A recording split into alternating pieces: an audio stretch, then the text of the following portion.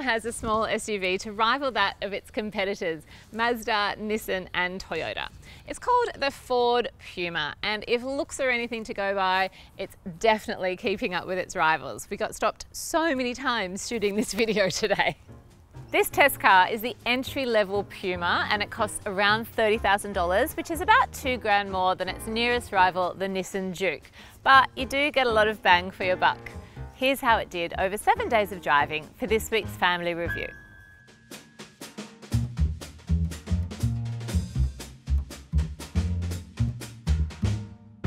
For a more detailed review, head to the CarsGuide website, and if you're watching this on YouTube, hit subscribe for more videos. It's a cool looking car that's a little bit edgy, much like the rest of this category. Kind of looks like it was modelled on a mini Tonka truck. You can get it either in the two-tone paint or one colour, which does water down the design a bit if that's what you're after. Inside, because this is the base model, you will find fabric seats that are quite smooth and comfortable. There's a leather steering wheel and leather gear stick, and the center console is quite well designed with some high gloss accents that really lifts the design. You'll find 2 cup holders in the front, plus a really deep spot here for keys and a phone that's also got a wireless charger. There is a quite small but deep center storage bin, and there are bottle holders in each door. The multimedia screen is a good 8 inches and it's got Apple CarPlay and Android Auto connectivity, which is just what you want out of your car tech these days. There's no easier way to immediately sync with the main apps on your phone and control them via the touchscreen. Space-wise, for a little SUV, there's actually quite a decent amount of space, even for taller people. There's enough legroom and headroom, and we didn't feel cramped between the driver and front passenger at all this week. The back seat has enough room for my 2 children aged 7 and 9, and I feel like the back here is exactly the right size for them. It's not too big, it's not too little. For me, I'm 161 centimeters and I can fit comfortably back here, but I think taller people will have issues if you're sitting back here for a long period of time. Shorter journeys should be fine, and for kids it's fine. There are no cup holders back here, and you won't find any directional air vents either, but that's pretty standard across the small SUV category.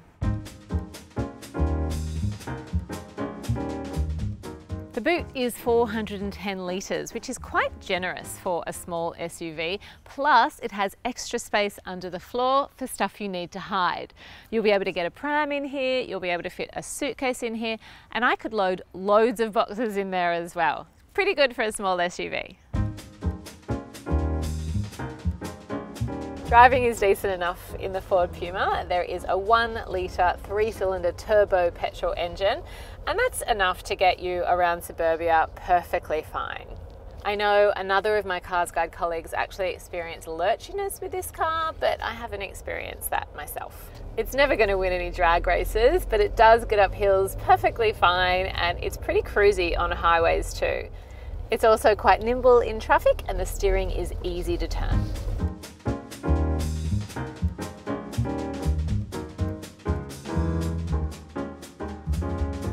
Fuel consumption is a claimed 5.3 litres per 100 Ks, and I did an average of 5.8 litres driving around Sydney this week. For safety, there is some advanced safety that comes as standard, and then some that you can choose to option in, if you like, at an extra cost. So for standard, you'll get airbags for driver and front passenger, plus side curtain airbags that extend to the back row. And as far as advanced safety is concerned, you will get auto emergency braking with pedestrian detection and lane keep assist and warning. The Ford Puma is a very cute, very small SUV that did the job with my family and I this week. I wasn't expecting us to be so comfortable in the car, but we were. And I also had to do a very large fruit and veggie shop and was surprised the Puma was able to handle that too. It's slightly lacking on safety compared to some other competitors, but it does look good on the road. I gave it a family rating of 7.7 out of 10, and my kids gave it a 7.5. I really love the two-tone paint.